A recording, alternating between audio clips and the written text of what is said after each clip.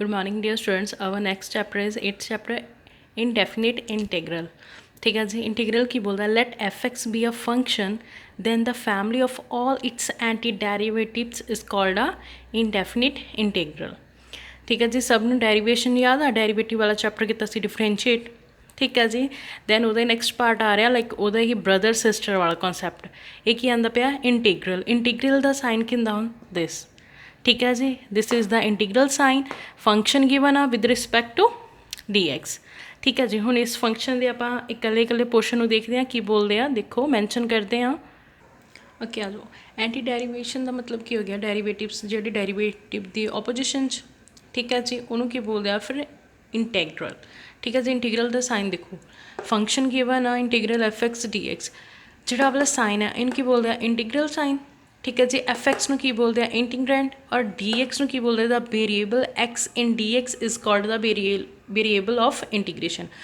Whole equation ਨੂੰ ਕੀ बोलांगे like आ वाले साइन ਨੂੰ दिस और दिस फंक्शन ਨੂੰ मिला के सारे ਨੂੰ ਕੀ बोलांगे इंटीग्रेशन फंक्शन। ठीक है जी, किहदे कोल हुंदा capital f x plus c दे। ठीक है जी, कैपिटल एफ एक्स की हुंदी है is called an integral of small f x. C is constant of integration. ठीक है जी, सारी इंटीग्रेशन के कॉन्स्टेंट आंदा सी। दैन अगर आप देखिए derivation of capital f x किहदे कोल आंदी आ is equal to small f x. The small f x derivation of capital f x और capital f x anti derivative of small f x. ठीक है जी, ध्यान रखना इस गल का। दैन अगर डेरीवेशन करिए capital f x plus c दी तो की हो जाना derivation of capital f x plus derivation of c, तो की बन जाएगा derivation of capital f x plus c. Here c is the arbitrary constant.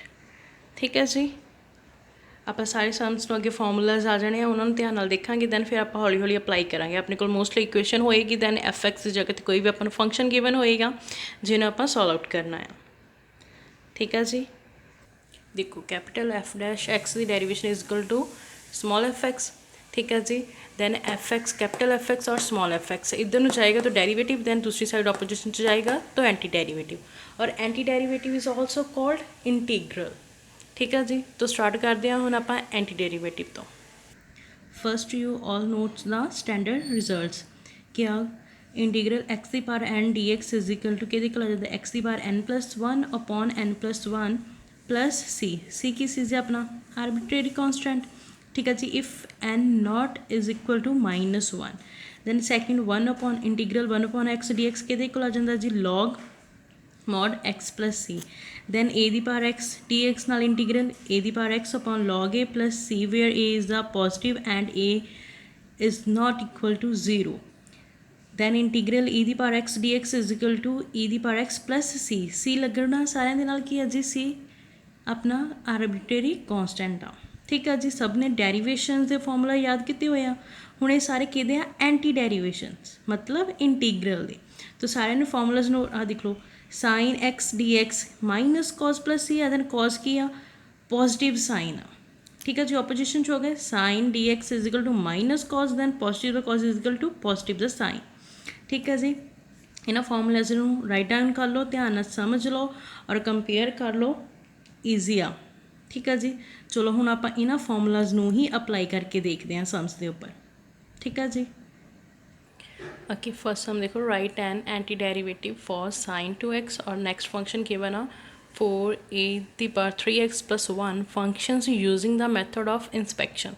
First अपन फंक्शन गिवन है साइन टू एक्स। ठीक है जी, हुण इस विच की है इंटीग्रेशन रूल अप्लाई नहीं होगा, इस विच रेसिप्रोकल ऑफ डेरीवेशन का रूल अप्लाई होएगा। ठीक है जी, सबनों पता है कि हम साइन टू एक्स की डेरीवेशन किद्दां फाइंड करी दी आ। स्टार्ट करते हैं साइन की तुसीं डेरीवेशन किस तरह फाइंड करते हो सारे जाने कॉज वाले फंक्शन तो। ठीक है जी, साइन टू एक्स का कॉस टू एक्स, हुण इस कॉस टू एक्स की डेरीवेशन कर दो। ठीक है जी, दैन की हो जाऊगी फिर माइनस साइन टू एक्स अगे फर्दर टू एक्स फंक्शन आ, दैन एक्स की डेरीवेशन वन नाल क्या गया इंटू टू। ठीक है जी, यही होगा तो की बन गया derivation of cos two x के आ गया minus two into sine two x. ਇਹਦੇ ਇਕੁਅਲ ਆ ਗਿਆ।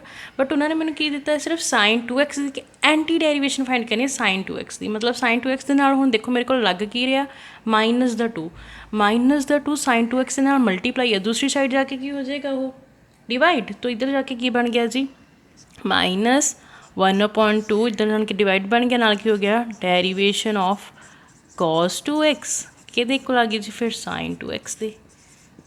मेन फंक्शन मेरा sin 2x की एंटी डेरीवेशन फाइंड करनी सी तो की बन जाऊगा derivation of -1/2 cos 2x is equal to sin 2x। ठीक है जी। Therefore anti derivation of sin 2x दी कितनी बन गई this. Therefore an anti derivative of केड़ा फंक्शन सी sin 2x दैन उसका आंसर कितना आया एंटी डेरीवेटिव का इज -1/2 इंटू cos 2x। समझ लगी किस तरह फाइंड करना होना एंटी डेरीवेशनस। आप पहले देखनी है कि साइन की डेरीवेशन कितों आ रही सी कॉस तो, फिर आप कॉस की डेरीवेशन करके साइन वाला फंक्शन लैके आंदा जो साइन के नाल इधर से एक्स्ट्रा दूसरी साइड चला गया। दैन फिर मैंने पता लग गया कि sin 2x की एंटी डेरीवेशन कितनी आ रही है -1/2 इंटू cos 2x। ठीक है जी।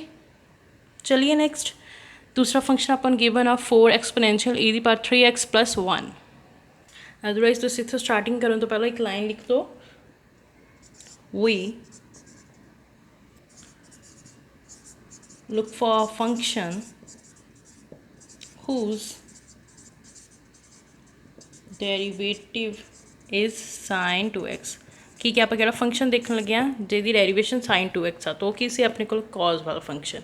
ठीक है जी। दैन cos में आप सॉल्व आउट किया, मेरे को एंटी डेरीवेशन कि आ गई sin 2x की। चलिए नेक्स्ट ओके देखो we look for a function whose derivative कितनी आ जाए e दी पावर 3x + 1। ठीक है जी। कि आ सकती है देखो now derivation of exponential function e3x। ठीक है जी। एक तो यह e3x में सॉल्व आउट करो कि नहीं आ सकती है 3e3x मतलब वही है कि 3 अगे आ जाऊगा दैन एक्सपोनेंशियल का एज इट इज़ एक्सपोनेंशियल रह जाऊगा। याद है ना सब नूं नाल आ रहा है 1 नूं किहदे नाल डेरीवेट किया जा सके मतलब कि इस फंक्शन में मैं डेरीवेट करा कि 1 बन जाए एंड एक्स की जो डेरीवेशन करो कितना बन जाता जी वो 1। तो 1 मैंने कितों मिल सकता एक्स तो। दैन 3 e दी पावर 3x मतलब मेन e दी पावर 3x कितों मिल सकता मैनू इस फंक्शन तो। ठीक है जी। बट हुण देखा जाए तो मैनू जिहड़ा मेरा e दी 3x आ ना e दी पावर 3x आ उहदे नाल की चलदा पिया 4 आ वाला 1 तो मैनू पता चल गया भी x तो मिल गया। बट जिहड़ा आई है इहदे नाल की चलदा पिया 4 तो मैनू की है मतलब मैनू इत्थे की चाहिदा आ 4 चाहिदा आ। ठीक है जी। दैन फिर मैं की करूँगी जिहड़ा मेरा आ वाली चीज़ आ जिहड़ा मेरा इन्ना फंक्शन आंसरस आया इन्हूं मैं की करूँगी 4 नाल मल्टीप्लाई 4 नाल डिवाइड तो की बन जाऊगा डेरीवेशन ऑफ e दी पावर 3x। इस फंक्शन में की कर लगी 4 नाल मल्टीप्लाई और 4 नाल डिवाइड करवाता नाल एज इट इज़ तुसीं दूसरा फंक्शन लैके चाहिए चलो इज इक्वल टू 1। ठीक है जी। हूँ देखो इतों तक तो आ गया कि मैंने की किया 4 नाल मल्टीप्लाई 4 नाल डिवाइड। जो मैं देखना है फंक्शन जो आप इन्होंने दोनों कंबाइन ज्वाइन करना है कंबाइन करके। ठीक है। फिर मैं की देखना है कि इधर जस्ट मैंने की मिलना चाहिए जस्ट 4 e दी पावर 3x होना चाहिए। दैन इत्थे की जो मेरा 3 आ और डिवाइड 4 आ वो किधर चले जाऊगा फिर दूसरी साइड यही हो जाऊगा ना।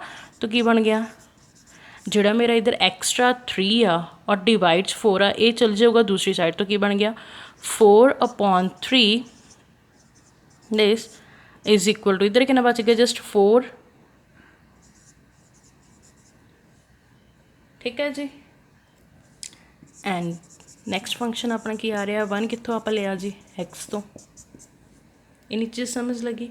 हुण आप की करन लगे हाँ कि इन्हां दियां लैफ्ट साइड नूं ज्वाइन करवा दो प्लस क्योंकि प्लस हो रहा ना सम ऑफ दैन इन्हां दियां लैफ्ट साइड नूं प्लस करवा दो और राइट साइड नूं प्लस करवा दो। तो की बन जाऊगा डेरीवेशन ऑफ दोनों की डेरीवेशन आ तो कॉमन रख ली 4/3 e दी power 3x plus x is equal to this नाल क्या आ गया +1। समझ लगी समझ लगी।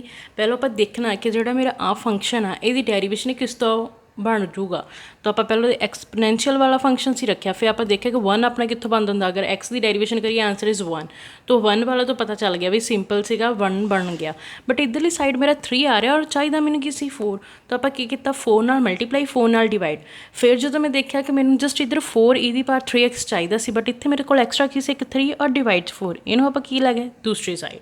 ठीक है जी, दूसरी साइड लैके मेरे को आंसर मिल गया, दैन इधरला भी आंसर मिलिया ही सी। फिर अपना की हो रहा सीगा प्लस, तो आप दोनों कंबाइन करवाता। ठीक है जी, इन्नी चीज़ समझ लगी।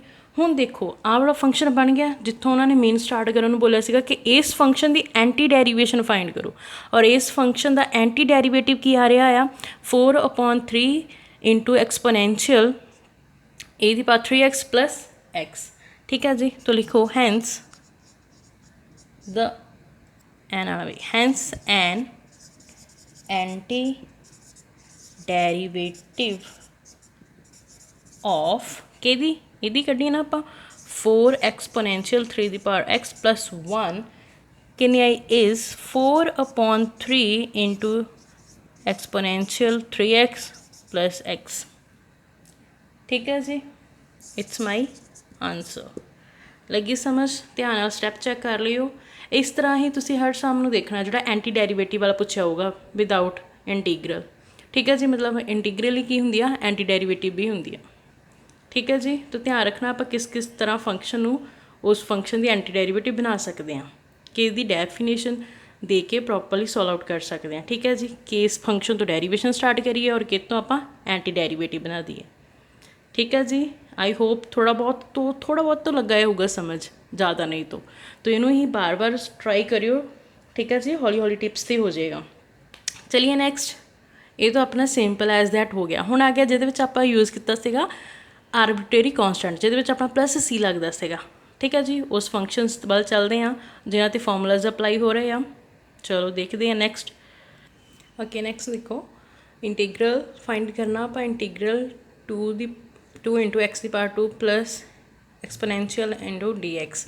Second sum root x minus 1 upon root x दी whole power square d x. Then next integral x दी power 2/3 plus 2 exponential minus 1 upon x into d x. ठीक है जी, इंटीग्रल फाइंड करना। हुण अपने को जो भी सारा फंक्शन है ये होएगा, कोई एक्स फंक्शन ही होएगा। ठीक है जी, दैन फिर उन्होंने की अपन फॉर्मूला दिता से एक्स दी power n is equal to x दी power n plus 1 upon n plus 1। ठीक है जी, देखो ध्यान नाल अपने को किहड़ा फॉर्मूला यूज़ होएगा, इंटीग्रल एक्स दी power n into d x is equal to x दी power n plus 1 upon n plus 1। मतलब की हो गया कि कोई भी फंक्शन गिवन है मेरे को एक्स, जिन्नी वो पार होगी जो मैं इंटीग्रल सॉल्व आउट करना वो पार दे विच 1 ऐड हो जाना। जिस तरह सानू याद होएगा कि डिफरेंशिएट आप की करते होंगे सीगे, पार नू माइनस करते होंगे सीगे, है ना। ठीक है जी, जिन्नी फंक्शन की पावर होंगी सी उहदे विचों एक माइनस हो जाती सी। इंटीग्रल च की आ कि एक पावर ऐड हो जानी है, दैन अपॉन च उही पावर दे विच 1 ऐड हो जाएगा, जिन्नी भी पावर गिवन होएगी आही वाली चीज़ सेम नीचे बन जाएगी। ठीक है जी, अप्लाई करके देखते होने ना सम्स दे उत्ते। ओके, पहले आप इस फंक्शन प्रॉपरली सॉल्व आउट करते हैं और दो फंक्शनस आना इन्हों अलग अलग करके लिखते हैं। किस तरह अलग करांगे देखो, इंटीग्रेशन का साइन पाया 2x² नाल की आ गया dx, वो तो मल्टीप्लाई होर इक्वेशन ही हो रहा। दैन फिर किया प्लस नाल की आ रहा एक्सपोनेंशियल इंटू dx। ठीक है जी, 2 मेरा कॉन्स्टेंट आप बाहर रख सकते हैं। दैन अंदर कितना बन गया x² dx plus exponential dx। इन्नी चीज़ बनी और सब नूं वाला फॉर्मूला भी याद ही होएगा जो आप दिखाया सीगा एक्सपोनेंशियल दी जो dx करो दैन की बन जूगा नाल प्लस सी, तो चलो कॉन्स्टेंट आर्बिट्रेरी कॉन्स्टेंट तो आना ही है same. Exponential into d x integral पा के करो तो answer is e x plus c as it is. ठीक है जी, तो इट मीनस हुण इत्थे मेरा की बनता पिया है, देखो की बन जाएगा इत्थे आ जो सॉल्व आउट करो 2 तो 2 ही आ जाऊगा। ठीक है, हुण x² एक्स दी पावर n ਉਹਦਾ मतलब की सीगा कि एक्स दी पावर n प्लस 1 कर देना अपॉन च भी n प्लस 1 कर देना। n कितना है 2, इन्नी गल समझ लगी। वही फॉर्मूला अप्लाई करते हैं। दैन आ वाला फंक्शन सी कि को लग गया सी एक्सपोनेंशियल। ठीक है जी, प्लस पा के नाल की आ रहा सी प्लस आर्बिट्रेरी सी कॉन्स्टेंट। ठीक है जी, हुण देखो की बन गया 2x2 प्लस 1 मतलब x the power cube upon च की आ गया जी 2 नाल की आ रहा प्लस एक्सपोनेंशियल प्लस सी। ठीक है जी, सॉरी 2 + 1 3। देखो जी आ वाली चीज़ सी, आ वाला 2 मेरा constant c as it is x दी पावर एन। एक्स दी पावर एन का फॉर्मूला की सी एक्स दी पावर n+1 अपॉन n+1। तो की बन गया एक्स दी पावर n+1 अपॉन n+1। तो n कितनी सी जी 2 नाल एक्सपोनेंशियल इंटीग्रल एक्सपोनेंशियल dx, ਉਹਦਾ आंसर किहड़ा सी एक्सपोनेंशियल प्लस सी। तो की बन गया exponential plus c as it is लिखता। दैन उन्होंने सॉल्व आउट किया 2 एज इट इज़ एक्स दी पावर कितनी होगी 2 + 1 3 अपॉन कितना आ गया 3 plus exponential as it is plus c. ठीक है जी, एक ही बन गया मेरा आंसर। ठीक है जी, फॉर्मूला अप्लाई किया उन्होंने की बोले यही बोला कि find the integral, integral find करके मेरे को आंसर आ गया। ठीक है जी, चलिए हम नैक्सट पे, हम नैक्सट ध्यान ना देखो √x - 1 अपॉन √x का होल स्केयर की बनता पाया a - b का होल स्केयर लगता। ठीक है जी, तो की बन गया a - b का होल स्केयर। पहले आप इसका फॉर्मूला ही ओपन कर लें। की बोलता होंगे a² प्लस b² -2ab नाल क्या आ रहा जी dx। ठीक है जी, सैकेंड वाला सॉल्व आउट कर रहे हैं, थर्ड वाला बाद में आप करते हैं इतने इतने कर। ठीक है जी, दैन की बन गया हम स्केयरिंग नाल रूट कैंसल तो मेरे को की बन गया x + 1 अपॉन x माइनस कैंसल 2 dx। अब वाला फंक्शन बचा जी मेरे को, ये वाला फंक्शन बचा हुण की आ x आ गया, x की पावर कितनी है n, n ਇਹਦਾ मतलब कि इतने x की पावर कितनी होगी जी 1, x की पावर कितनी होगी जी 1। तो इन्हों भी पहले सैपरेट करके लिख लो, ईजी रह जाएगा। x की पावर 1 dx प्लस 1 अपॉन x dx माइनस 2 dx। ठीक है जी, इन्नी चीज़ हुई। हुण आ गया x की पावर 1 मतलब कि इसे अगर x की power n + 1 upon 1 + 1 solve out हो गया प्लस 1 अपॉन x dx इंटीग्रल फॉर्मूला देखो इंटीग्रल 1 अपॉन x dx के इक्वल सी जी log mod x plus c दे इक्वल। ठीक है जी, याद आ।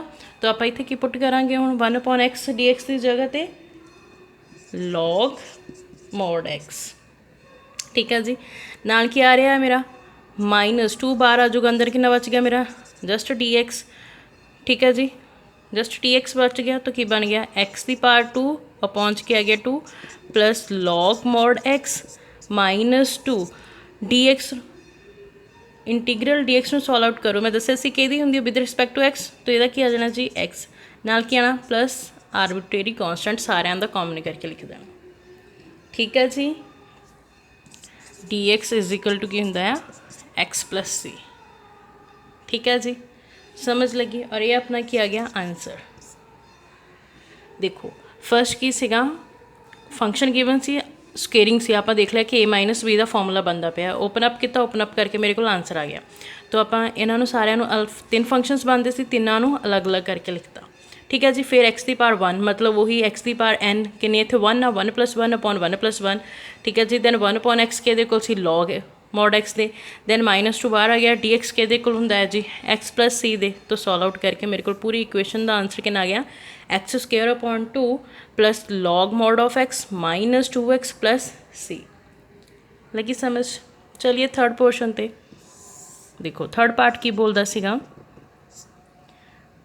इंटीग्रल x की पावर 2 अपॉन 3 प्लस 2 एक्सपोनेंशियल -1 अपॉन x dx। तो फर्स्ट स्टेप किया कि इन्होंने अलग अलग करके लिख लो dx प्लस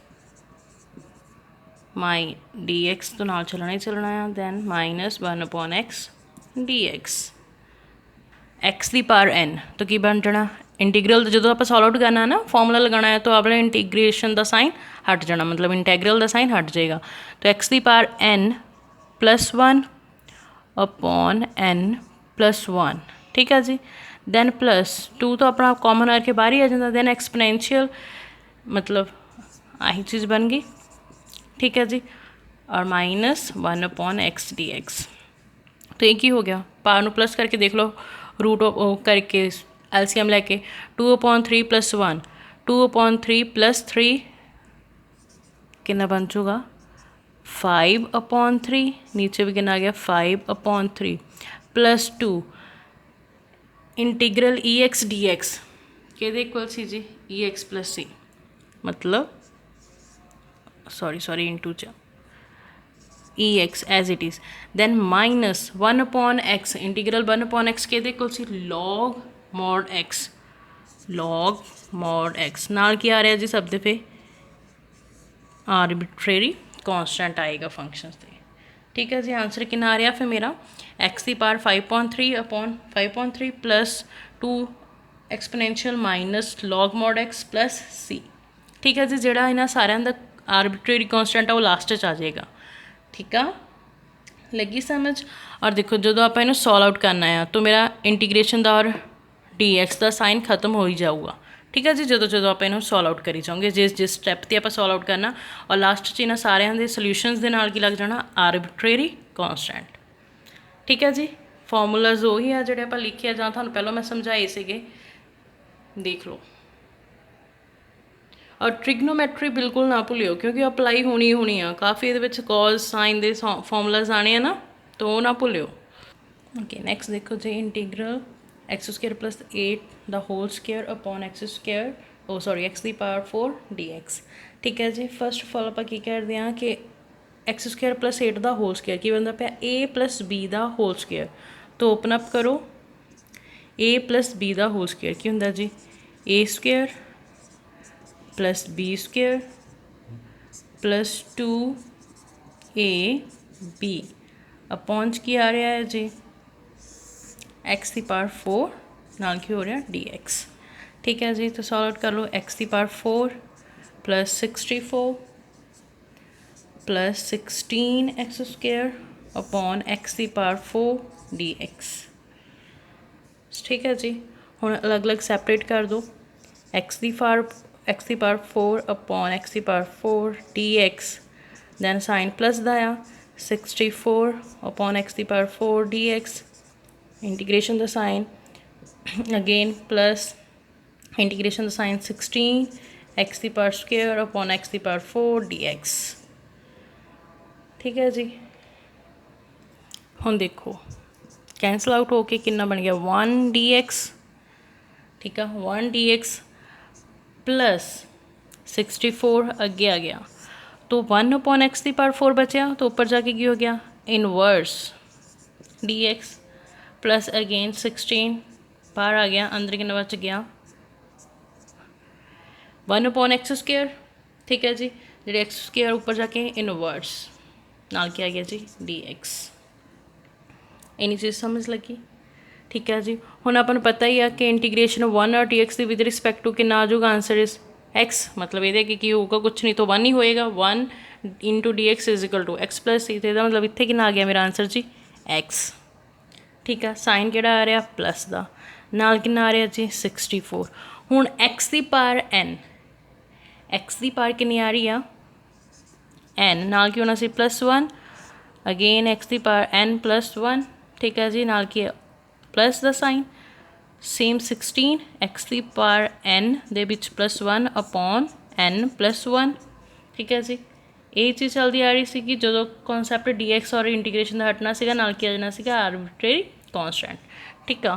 तो की बन गया x + 64, ठीक है जी, x -3 अपॉन -3, राइट, नाल की आ रहा है +16 x की पावर -1 अपॉन -1 प्लस c, तो होर सिंपल आउट कर लो तो की बन जाऊगा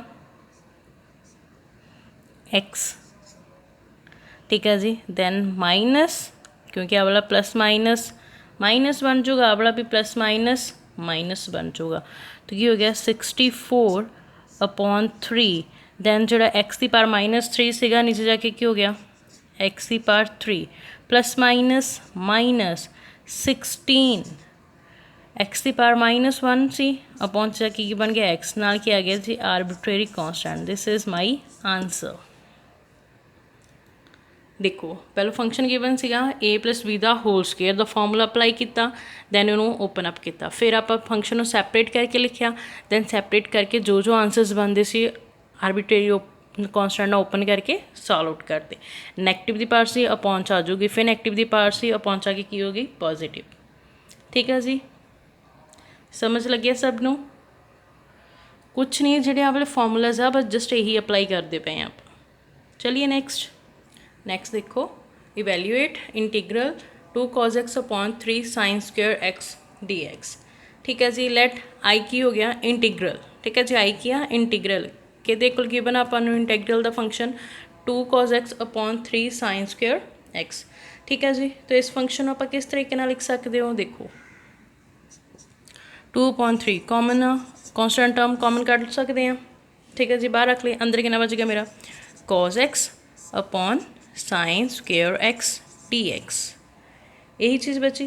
और इनू मैं अंदर कितना सैपरेट करके ओपन कर सकती हाँ। 2/3 मेरी कॉन्स्टेंट टर्म बाहर आई आ, तो की बन गया cos x upon sine x into 1 sign x d x, क्योंकि मेरा जो साइन का फंक्शन से स्केयरिंग से मतलब 2 टाइम्स सी, तो मैं 2 टाइम मल्टीप्लाई दे साइन ओपन करता।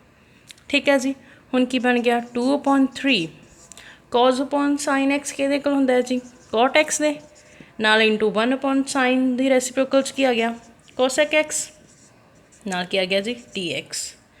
ठीक है जी, इन्नी टर्म बन गई। हुण ये आपस में मल्टीप्लाई आ, रीअरेंज कर लो 2/3 cosec x into cot x नाल की आ गया dx। हुण जाओ फॉर्मूलाज ते और चैक करो integral cosec x into cot x dx किहदे इक्वल हुंदा है? किहदे इक्वल हुंदा है जी? Minus cosec x plus arbitrary constant दे। ठीक है जी, आवली टर्म तो पुट कर दो 2/3 माइनस दैन इहदा आंसर सारा किहदे इक्वल हुंदा है जी cosec x प्लस c, तो की बन गया -2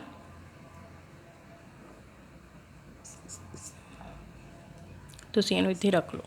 ठीक है जी, नहीं तो तुसीं इहनूं भी 2/3 नूं भी सी नाल मल्टीप्लाई करवा देना।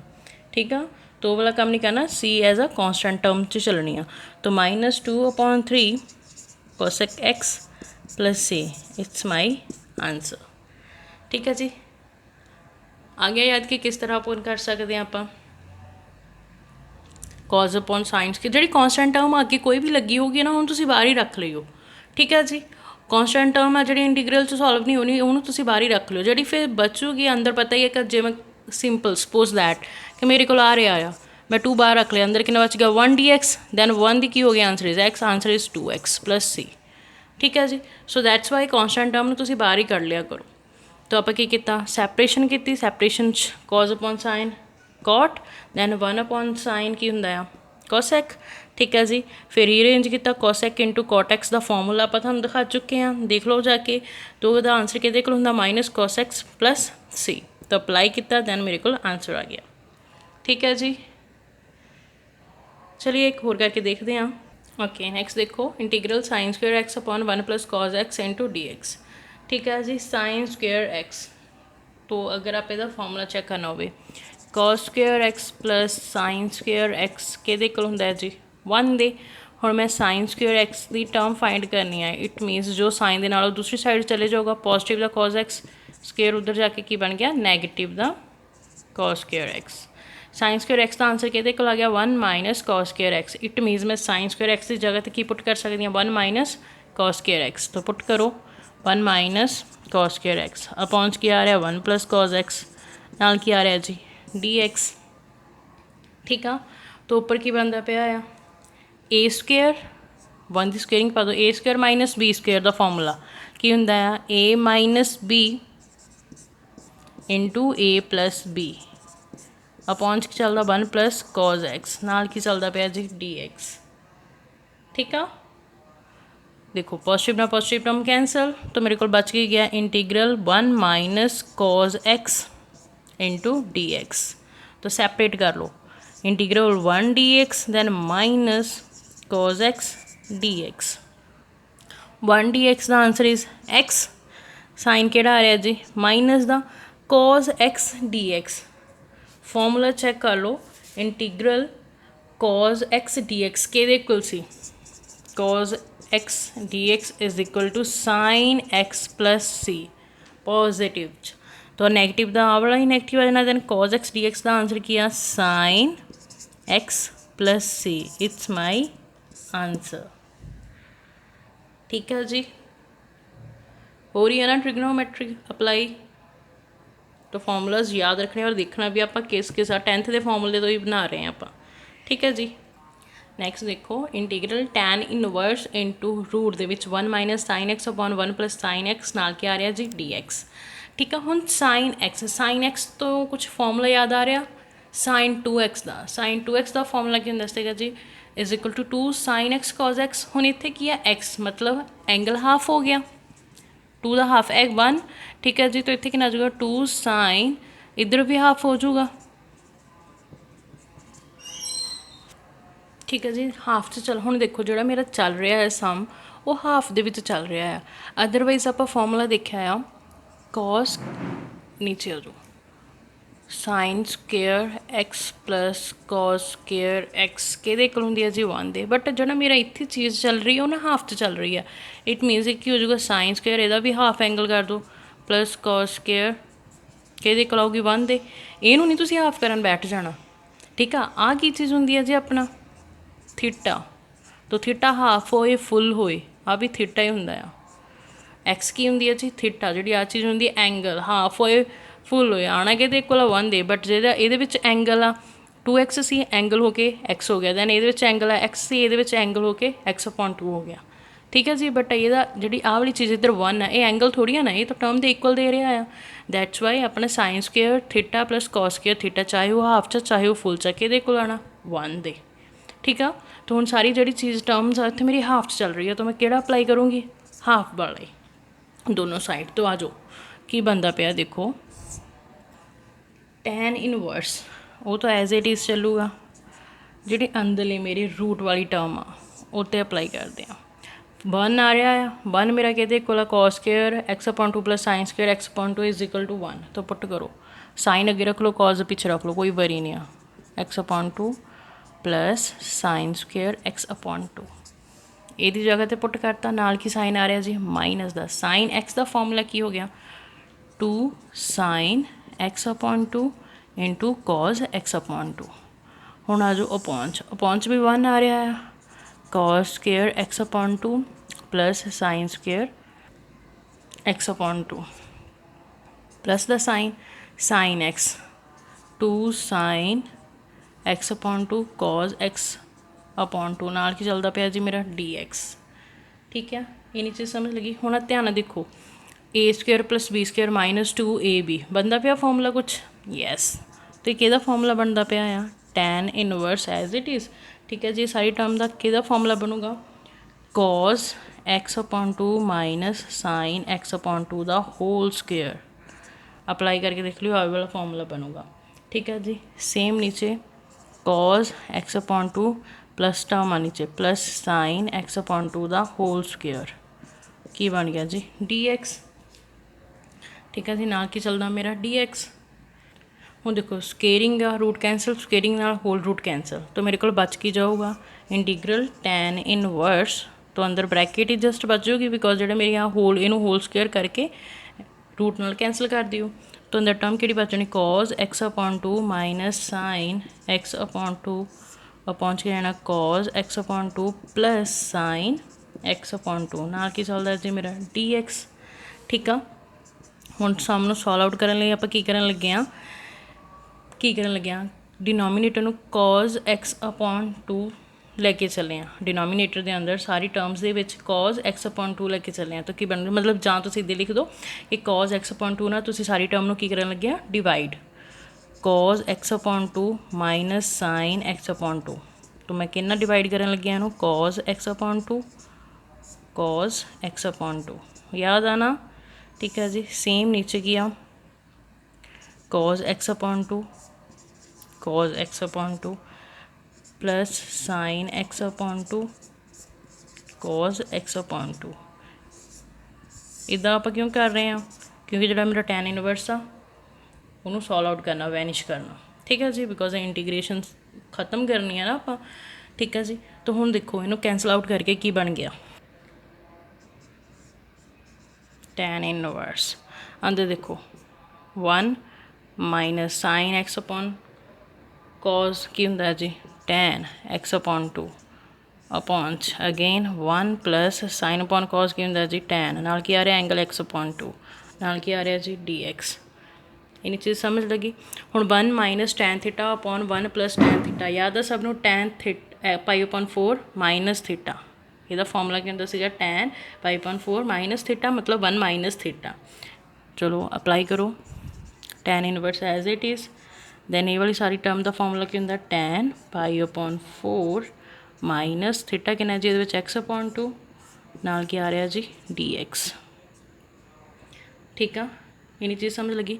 हुण पॉजिटिव का tan और tan इनवर्स कैंसल आउट हो सकते हैं, यस। तो मेरे को बच की गया इंटीग्रल के अंदर जस्ट फिर पाई अपॉन 4 माइनस एक्स अपॉन 2 नाल की बच गया जी dx, ठीक है जी। हुण इन्होंने सैपरेट कर लो, pi upon 4 dx minus x upon 2 dx, ये विचों बोले से ना कॉन्स्टेंट टर्म आ तो तुसीं उहनूं बाहर ही कढ़ लियो, 1 अपॉन 2 बाहर आ गया, ठीक है जी। तो नैक्सट की बन गया हुण पाई अपॉन 4 बाहर आ गया, अंदर कितना बच गया just dx, then minus 1 upon 2 x dx, ठीक है जी। पाई अपॉन 4 1 dx का आंसर इज़ x, नाल की आ रहा माइनस 1 अपॉन 2 एक्स की पावर कितनी है 1, एक्स की पावर 1 आ तो 1 प्लस 1 अपॉन 1 प्लस 1 तो कितना बन गया, इत्थे मेरी किहड़ी टर्म बनती पई है फिर 1 upon 2 into x square upon 2 नाल की आ रहा आरबिट्रेरी कॉन्स्टेंट, ठीक है जी। तो ये बन गया मेरे को pi upon 4x minus x square upon 4 plus C, this is my answer, ठीक है। देख लो आप किस तरीके ना किहड़े फॉर्मूलाज अप्लाई करके ओपन अप किया है, ठीक है। दैन फिर वही सारे +1 के फॉर्मूलाज यूज़ हो रहे हैं, पर आंसर मेरा लास्ट जाके 2 ਨੂੰ 2 ਨਾਲ मल्टीप्लाई करके कितना बन गया 4। तुसीं इस फॉर्मूलाज में ध्यान नाल देख लियो और इस मैथड में भी ध्यान नाल देख लियो, बहुत ईजी आ। फॉर्मूलाज तुहाडे सामने पे बस अप्लाई करी जाने आ, तो एक्सरसाइज ते अप्लाई करियो। अगर किसी भी सम दे विच प्रॉब्लम आएगी तो पूछ लियो, ठीक है जी। ट्राई करना है सब ने और पहले ध्यान नाल समझना है, कॉन्सैप्ट समझना है, फॉर्मूला समझने हैं। एकदम नहीं आऊगा बिकॉज ऑफ ए डिफरेंशियल का ओपोजिशन च आ जाता है थोड़ा बहुत, ठीक है जी। ब्रदर सिस्टर इस तरह ही है, मतलब जिदा दोनों डिफरेंशियल और इंटीग्रल ब्रदर सिस्टर वाला ही काम कर रहे हैं, ठीक है जी। कज़न ही आ बट है कि बहुत इन्वेंशन इन्हों की बहुत दूर दूर तक हुई आ, वही इन्वेंशन बहुत हो गई सी, बहुत डिफरेंस पा के यदी इन्वेंशन हुई आ, ठीक है जी। तो इदा नहीं आ कि एक फैमिली तो मतलब इदा फैमिली एक ही आ बट इन्वेंशन अलग अलग टाइम पर आ, ठीक है। तो ध्यान देना आ, हुण तुसीं इहनूं समझना आ। अद्धे जिहड़े फॉर्मूलेज उधर पॉजिटिव आ इधर आण के वो नैगेटिव हो जाने, मतलब की हो गया इंटीग्रल है कि सी अपना एंटी डेरीवेटिव, मतलब डेरीवेशन की ओपोजिशन एंटी डेरीवेटिव, ठीक है जी। सारे ने अप्लाई करनी है समझ के उत्ते। अगर किसी समझ प्रॉब्लम आऊगी तो पूछ लियो।